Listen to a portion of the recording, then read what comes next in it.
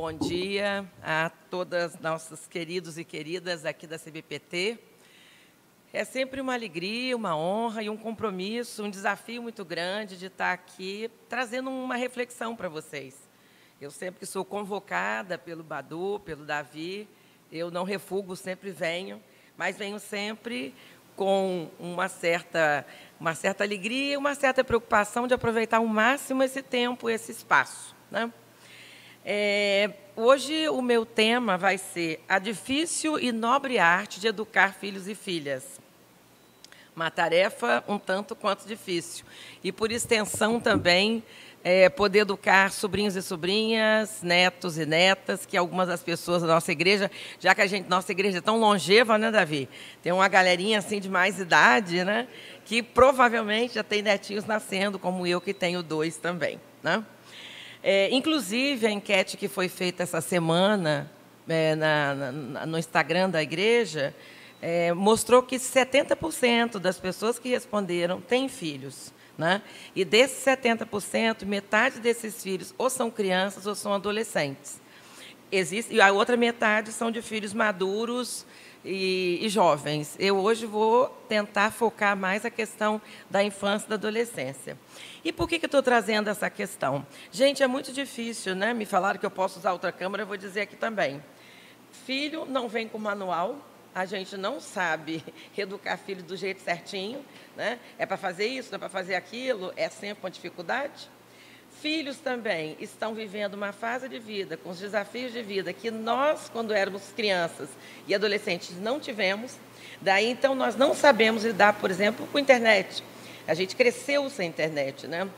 O máximo de tecnologia que tivemos, pelo menos a minha fase, eu tenho 60 anos, eu vi a primeira transmissão da televisão a cores na Copa acho que de 70. Eu vi o homem botar o pezinho na lua, tirar e botar de novo. Meu avô não acreditou na ocasião. Eu vi chegar algumas coisas, né? Inclusive o início do celular. Essa turminha que está aqui agora, a geração, cada hora o nome é Z, é Y, etc. e tal. Eu me confundo sempre, eu só sei que eu sou lá quase dos baby boomers, né? Pela idade que nós temos. Então, assim, nós, além de não termos o manual, estamos diante de dificuldades que nós não tivemos. A terceira coisa, que eu acho talvez seja mais difícil, é que quando nasce um filho, seja por técnica de inseminação artificial, seja por relação sexual, seja por adoção, ou seja por recasamento nas famílias recasadas, nós temos 4 maneiras de hoje de tornarmos pai e mãe, sempre é um desafio, porque você está juntando 2 matrizes familiares, os Silva com os Cardoso, os Almeida com os Pereiras. Isso dá uma confusão. Porque os Pereiras, lá de ordem portuguesa, têm uma série de valores que, de repente, os Silvas brasileiros no interior de Goiás não têm, mas tem outras. Então, como é que fica essa dança? Como é que faz essa hibridez, essa mistura? Vai prevalecer os Cardoso ou os Almeidas? Vai prevalecer os Silvas ou os Pereiras? E aí é uma negociação. Então, por isso, educar é sempre tão difícil. Mas também é nobre. E por que é nobre? É nobre porque envolve tempo, né, o seu tempo de vida, e cada coisa que você faz para o seu filho ou sua filha, você está talvez deixando de fazer por você. É uma energia que você gasta, porque você se empenha, você se preocupa, você fica ativo. E é também um investimento financeiro. Tem um estudo que mostra que nas famílias de classe média, cada filho custa um apartamento de 2 a 3 quartos, dependendo do bairro. Então, assim, é um movimento muito grande. Em resumo, criar filho é se dedicar em todos esses aspectos, né? Mas aí vem um lado que não é tão bacana assim. E eu vou trazer um colega lá do outro lado do Atlântico, Henrique Garcia Fuster. Ele é doutor em psicologia social da Universidade de Valência, na Espanha. Diz Henrique Garcia Fuster: a família humana é o grupo mais violento dos grupos dos animais que habitam a Terra, mesmo tendo nós capacidade de raciocínio e de discriminação das situações em que estamos envolvidos. É terrível a gente pensar isso, porque a gente tem uma qualificação, uma adjetivação chamada sapiens na nossa espécie, Homo sapiens, humanidade com sabedoria, com inteligência. Mas como é assim que a gente, então, se mata, é o mais violento e agressivo? Porque, por exemplo, um leão não mata uma leoa, mas os homens matam mulheres. Um leão não agride, não faz sexo com criança e adolescente, dos leõezinhos lá, mas os homens fazem. Os leões não matam e atacam os leões mais velhos e mais velhas, mas a gente, às vezes, abandona o nosso idoso. Então, que coisa é essa que a gente tem? Inteligência, mas não usa no cuidar, que é para o qual nós estamos no mundo, o cuidar do outro.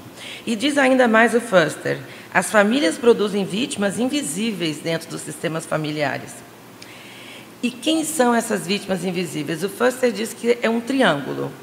As pessoas mais vulneráveis nesse sistema são as crianças, as mulheres e a população idosa. São esses três, né?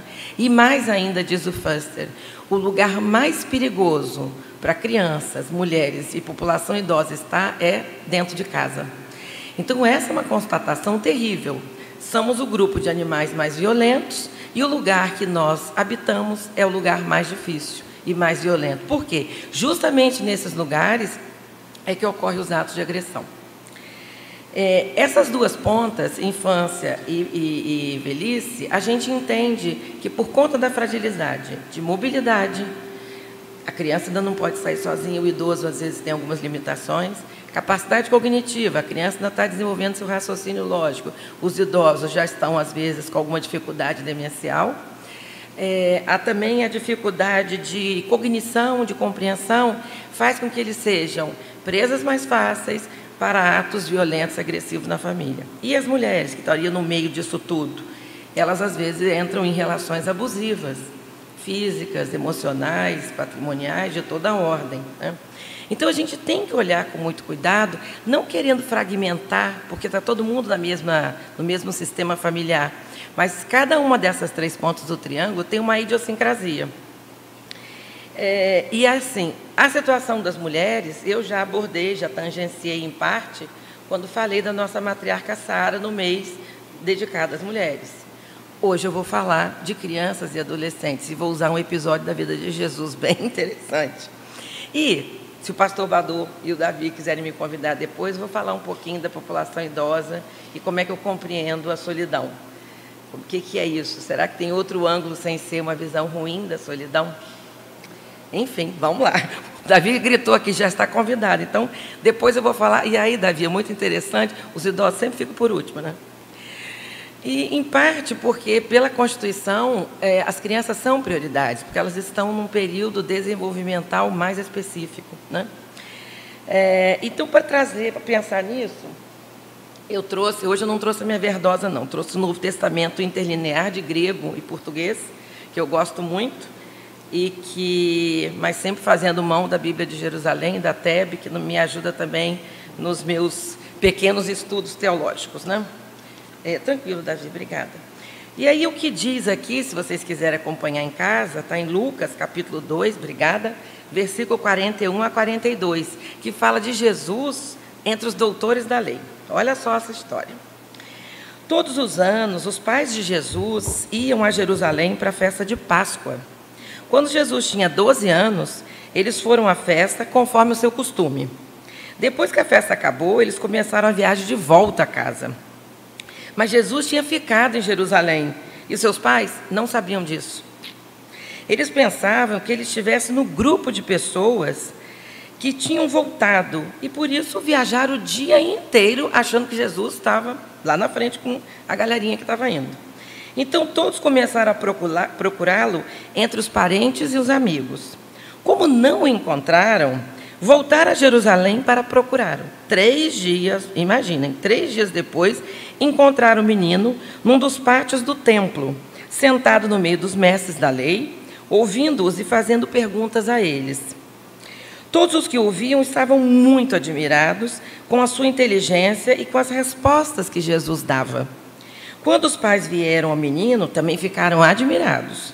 E a sua mãe, Maria, lhes disse: meu filho, por que foi que você fez isso conosco? Seu pai e eu estávamos muito aflitos procurando você. Jesus então respondeu: mas por que vocês estavam me procurando? Não sabiam que eu devia estar na casa do meu pai? Mas eles não entenderam o que Jesus disse. Então Jesus voltou com seus pais para Nazaré e continuou a ser obediente a eles. E sua mãe guardava tudo isso no coração. Conforme crescia, Jesus crescia em sabedoria, estatura e graça diante de Deus e dos homens. Essa é uma passagem bem conhecida e é a única passagem de adolescência, né, que a gente tem da vida de Jesus. A gente tem Jesus apresentado no templo, depois a gente tem essa passagem da adolescência, depois só aos 30 anos, quando ele começa o ministério. Bom, é muito interessante, primeiro, as famílias naquela época faziam 3 peregrinações a Jerusalém, todos os anos. A festa de Páscoa, a festa de Pentecoste e a festa das cabanas, que eu não sei se vocês conhecem, era para celebrar que não faltou nem água e nem víveres, nem suprimentos na passagem pelo deserto. Então, eles iam agradecer a Deus, né? Bom, então era comum ir lá. E nessa ida, tanto na ida quanto na volta, e aquelas caravanas andando, né?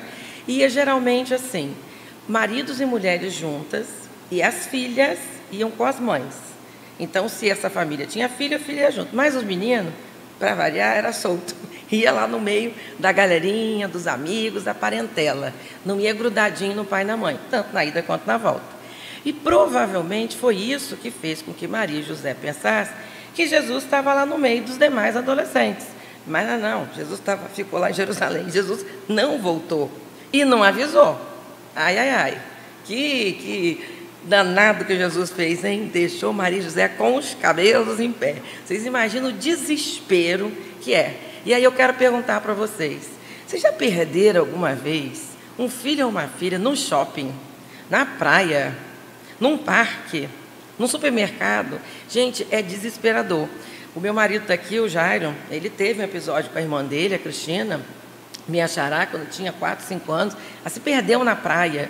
Demorou quase 2 a 3 horas até encontrar. A família inteira ficou em polvorosa.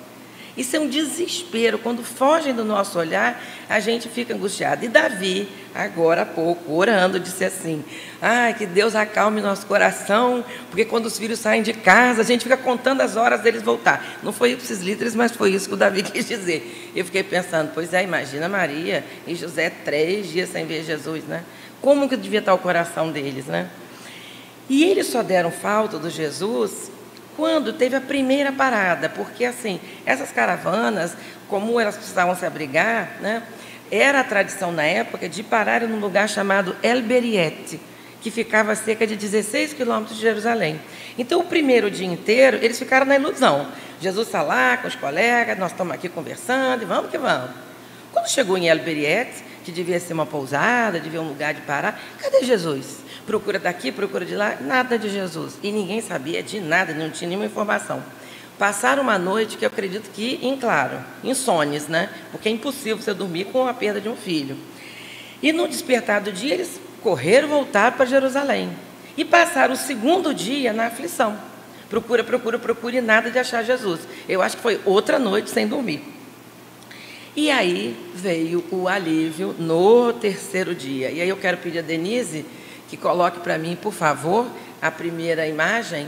Eu quero que vocês vejam, eu espero que as pessoas possam... Estão vendo, Denise, de casa? Tá, eu não estou vendo aqui. Você tem como colocar para mim também ou é difícil? Para mim não, né? Tá, então eu vou ter que lembrar o que eu botei ali. Vou tentar ver daqui. Assim, eu queria que vocês observassem, eu separei 3 pinturas para vocês. Nessa primeira, eu estou distante, mas o Davi está tentando botar para mim. Eu queria que vocês olhassem a cara de desespero de José atrás de Maria.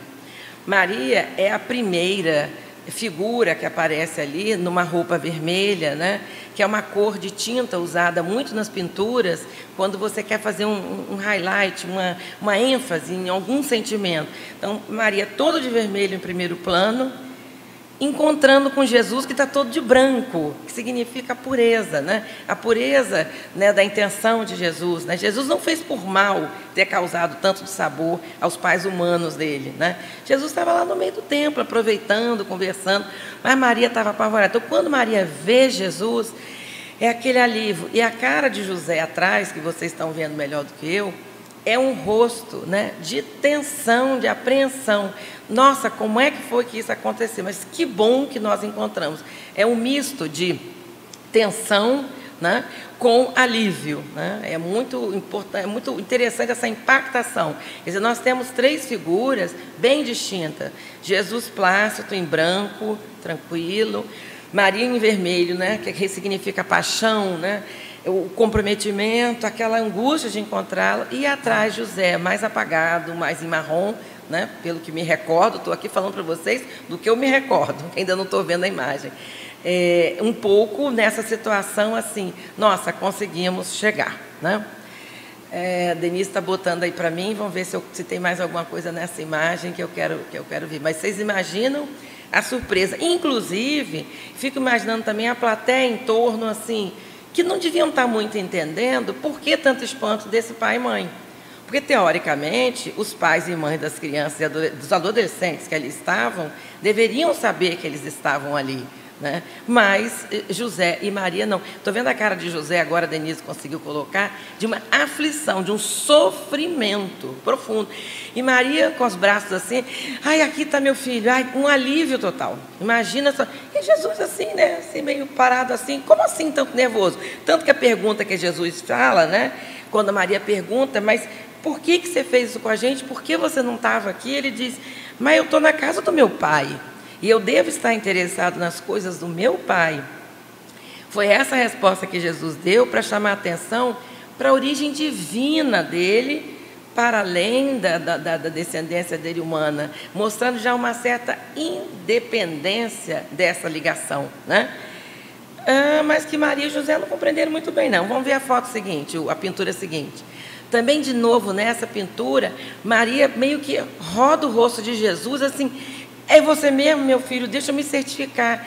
E, de novo, a cor vermelha no manto de Maria, né, que significa o amor, e, ao mesmo tempo, a cor azul, que significa pureza. Inclusive, não sei se vocês sabem, no passado, os meninos se vestiam de azul e os meninos se vestiam de vermelho, porque o azul é a cor, inclusive, que a gente vê nos contos de fada, das fadas, da Cinderela, porque o azul é azul do céu, celestial, da meiguice, né? Então, ela tem esse azul ultramarino, que é uma cor que os pintores usaram somente para Maria, e esse vermelho da paixão.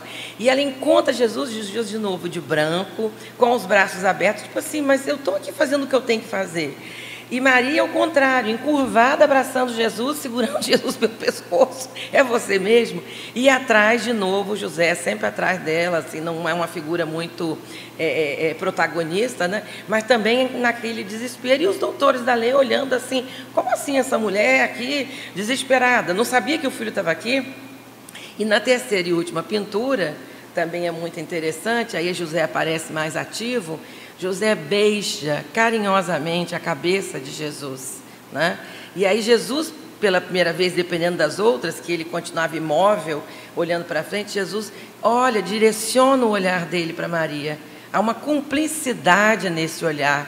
Um olha para o outro com muita ternura, com muito amor, né? E Maria abraça, segura a mão de Jesus no coração dela, tipo assim, acalma meu coração, a minha respiração, que devia estar pulando, né, no peito de Maria, né? E José beija Jesus carinhosamente, né? Obrigada. Então, o que a gente observa? Esse ainda não, por favor. O que a gente observa, né?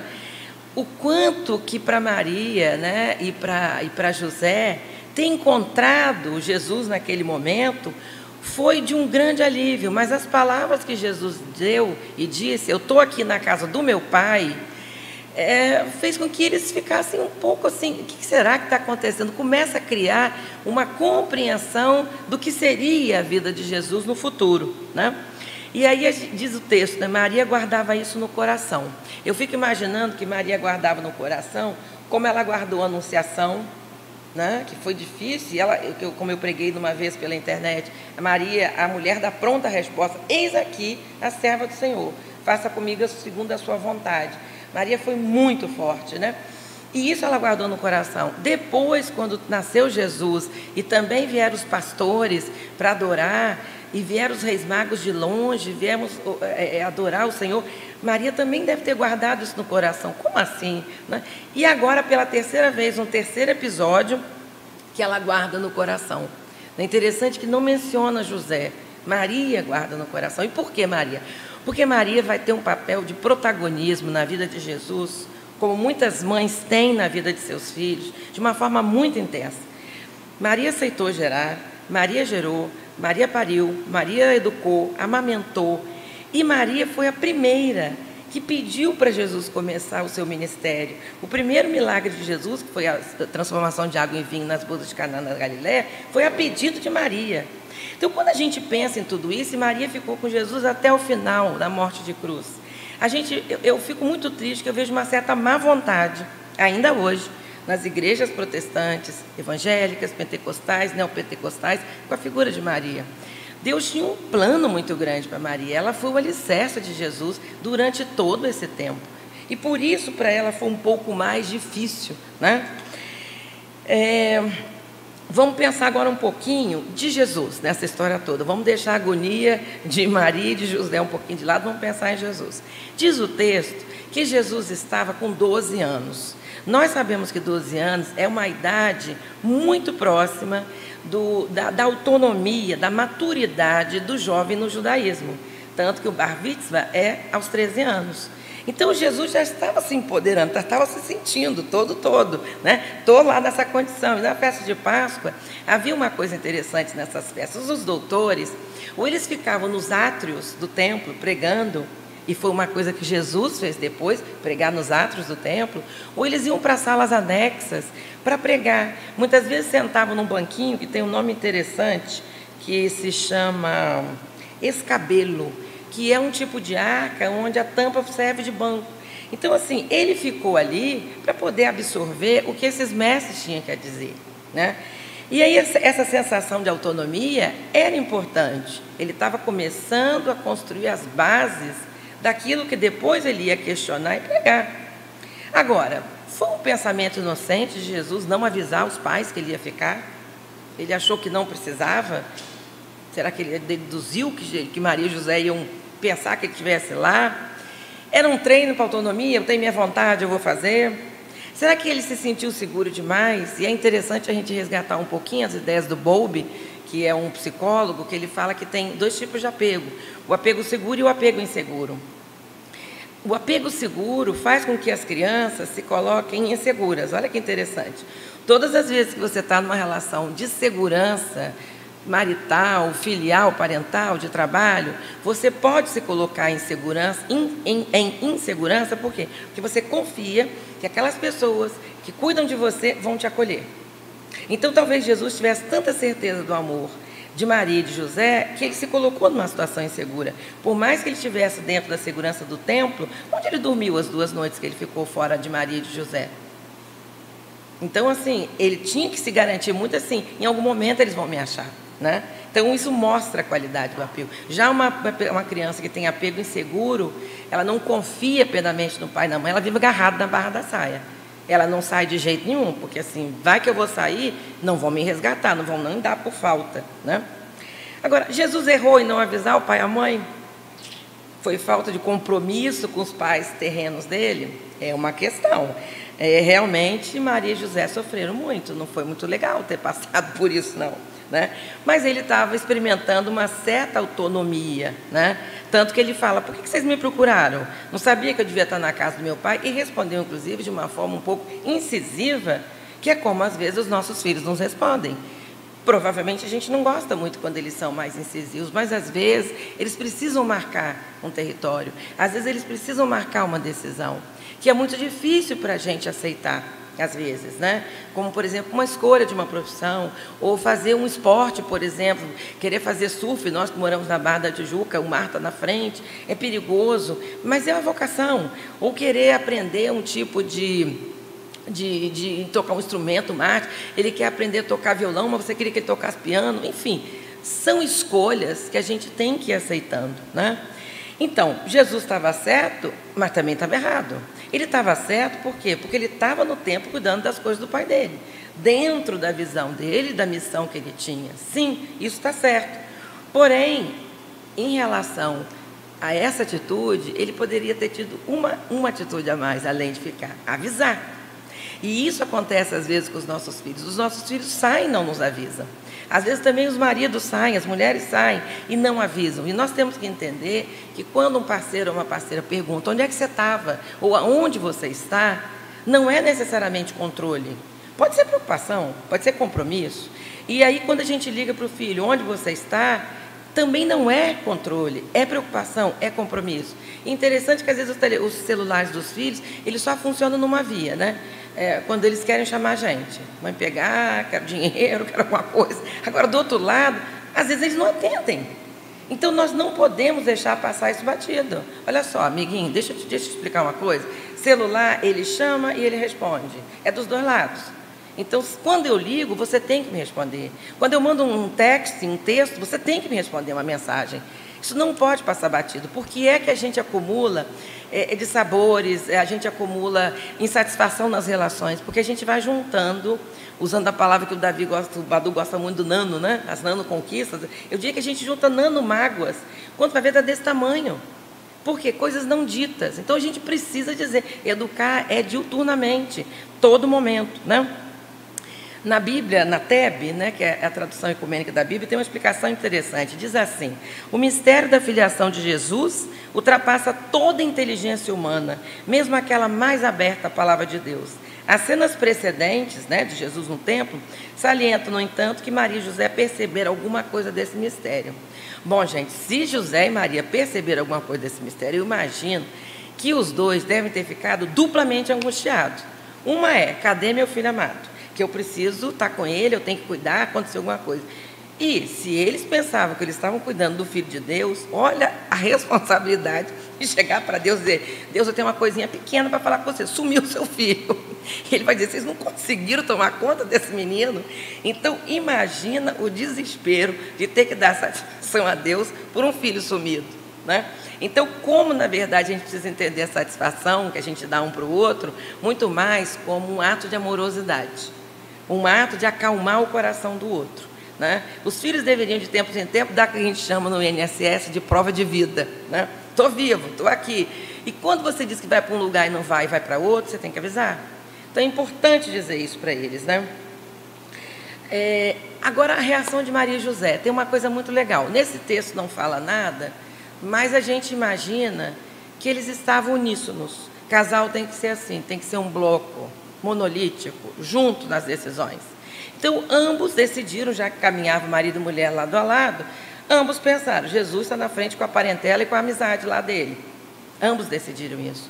Ambos perceberam que Jesus não estava. Ambos resolveram voltar. E o que é legal, não há no texto assim: e José brigou com Maria porque Maria não olhou o filho. Ou Maria reclamou de José porque José não prestou atenção em Jesus. Não tem nada disso. Não fala. Então, assim, nem Maria reclamou de José, nem José reclamou de Maria. E é isso que é legal numa parceria conjugal. Você está junto nas decisões e não culpar um ao outro. A gente tem mania de fazer isso. A culpa é sua, você que está errado. No momento da decisão, nós temos um leque de possibilidades. E isso faz a gente tomar decisões. Eu, às vezes, tenho uma outra decisão que o leque não estava aberto o suficiente para ver. Por isso que nós não podemos reclamar conosco mesmo, no momento atual, de coisas que nós decidimos há 20, 30 anos atrás. Porque naquele momento era uma cabeça, agora é outra. Nós estamos em constante mutação. E os nossos filhos também. Os nossos filhos estão abrindo fronteiras. O Minuchin, que é um terapeuta de família, ele fala que na infância as fronteiras têm que estar fechadas, para a criança só sair na hora que o pai e a mãe, ou quem toma conta dele, o avô e o avó, um cuidador, abra a porteira e fecha, para ver quem entra no sistema e quando eles podem sair do sistema. Já na adolescência, o Minuchin fala que essa fronteira tem que ser um pouquinho mais aberta, não esgarçada, porque senão vai entrar de tudo e acontece aquele monte de problema na adolescência. Mas tem que estar um pouco mais aberta para o adolescente entrar e sair do sistema, trazer novas informações para esse sistema, modificar o sistema familiar se adaptar e voltar, né? Então, essa fronteira precisa estar aberta. Então, o que Jesus fez foi abrir um pouquinho a fronteira da família e tomou uma decisão. Mas o bacana, nem Maria, nem José e nem Jesus, ninguém se culpou por isso. E é muito bom quando a gente pode ter um acolhimento das decisões do outro, né? Então, não vale culpar, desvalorizar, descredenciar, desqualificar, especialmente um cônjuge contra o outro. Eu não posso falar mal do pai do meu filho ou a mãe da minha filha, à frente deles. Se quiser falar nos bastidores, você não pode reclamar. Mas ali na frente, não. E brigar na frente de filho e de filha é uma das piores coisas que um casal parental pode resolver fazer. Porque o que a gente metacomunica? A metacomunicação, o que é? Comunicação vem da palavra grega comune, que é tornar tudo comum. E o que é meta? Meta quer dizer ao lado, né? Então, aquilo que eu comunico, que torno comum, mas ao lado, por debaixo dos panos, tem um significado.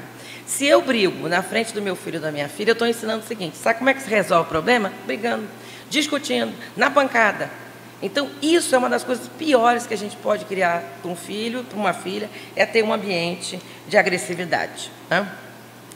Outra coisa importante, quando a gente pensa em termos de educação, a enquete lá no Instagram, todo mundo, a maioria colocou: o mais importante é ensinar consequências, que as escolhas têm consequências, né? Escolher também não tem também consequência. Então, escolher tem consequência, não escolher também tem. E eu preciso estar ciente que sempre vai ter alguma perda. Escolher é perder, é abrir mão de todas as outras coisas. E o que falta para o adolescente, muitas vezes? Aceitar a frustração. E nós temos, quanto mais nos frustramos, mais nós ficamos adultos, mais nós crescemos. A vida não é um mar de rosa. A vida não existe uma felicidade perene, existe um contentamento em estar vivo e estar congregando com as pessoas. Mas isso significa desafios do dia a dia. Como diz biblicamente, a cada dia basta seu mal, né? Então, o que a gente tem que entender? A melhor maneira para eu poder ter uma vida feliz e meus filhos também é educá-los bem. E aí eu vou trazer agora um biólogo chileno, Humberto Maturana, que ele diz o seguinte, uma frase impactante quando eu vi a primeira vez: o futuro da humanidade não são as crianças, mas os adultos, pois são eles que ensinam e educam as crianças. Em outras palavras, o futuro da humanidade depende de como nós criamos os nossos filhos, não depende dos filhos em si. E aí ele tira o foco das crianças e passa o foco para a relação que nós estabelecemos com ela. Sabemos o quanto que a forma como nós fomos criados vai impactar diretamente a forma como nós vamos agir na vida adulta, né? Outra coisa que é importante pensar é essa ambiência, né? Esse ambiente onde se cria, né?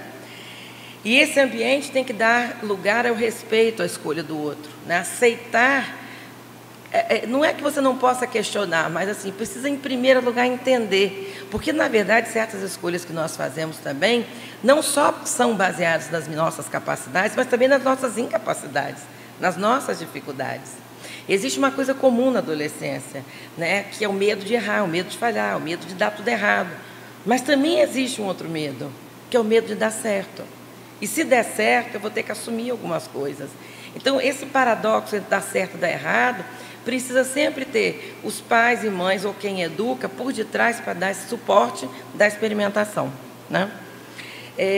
Por causa do adiantado da hora, eu vou dar uma resumida aqui, que eu quero dizer para vocês o seguinte: o objetivo de hoje é trazer um pensamento reflexivo, porque é somente através da reflexão que a gente pode pensar quais são os modelos que eu estou trazendo para a minha relação conjugal e para a minha relação parental, e, em suma, para a minha relação familiar.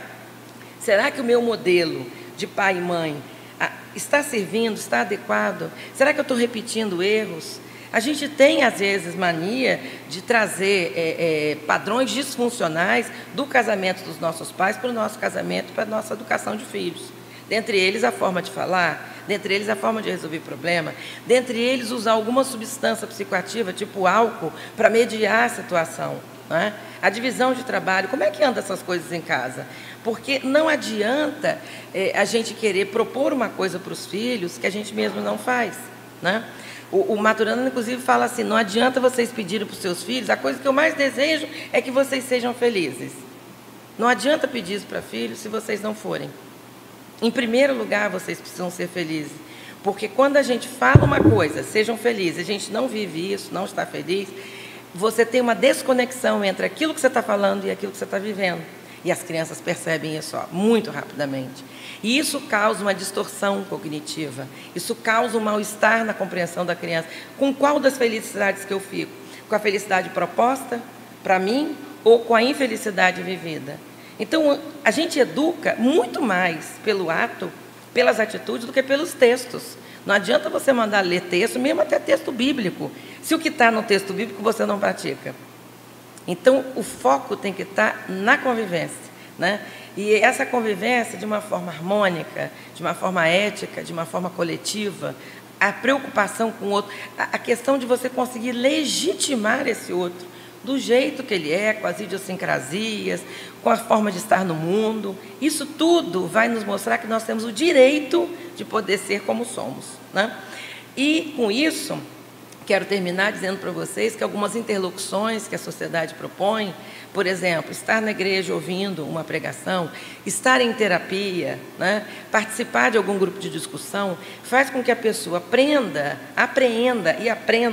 algumas informações, e quando ela trouxer para o seio familiar, para o meio do convívio social, tentem não rechaçar de pronto, tentem ouvir, né, tentem conversar nesse sentido, porque pode ser que essa informação que um adolescente traz, por mais novo que ele seja, possa ser o grande divisor de água numa família, né? E, por último, dizer que eu acho que educação é sempre pelo conviver, e o problema nunca, nunca, nunca está nas nossas crianças e nem nos nossos adolescentes. O problema sempre está em nós, adultos, que não conseguimos mediá-las do jeito devido. Antes de vocês taxarem uma criança de hiperativa, vejam se os pais não são hipoativos. É muito mais fácil você tentar conter um comportamento extratensivo de uma criança com medicação, ao invés de conversar.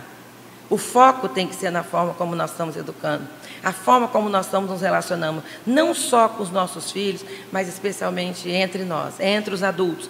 E mais, acrescentando e já dando um pulo para a próxima reflexão, a forma como nós cuidamos dos nossos idosos na família. Respeituosa, não respeituosa, acolhedora, não acolhedora. Eles é que detêm o saber da família. Como é que a gente está lidando com a nossa população idosa, né? Então, por último, é isso. Legitimar é através do amor. E esse amor, ele tem que ser não incondicional, porque não é qualquer coisa que a gente possa aceitar, mas ele tem que ser sempre ético, que se baseia numa ideia mais universal, né, que é respeito ao outro, às suas escolhas, à sua forma de estar no mundo. Eu espero que essas reflexões possam ter ajudado vocês e desejo uma boa semana e obrigado mais uma vez por estar aqui na amada CBPT.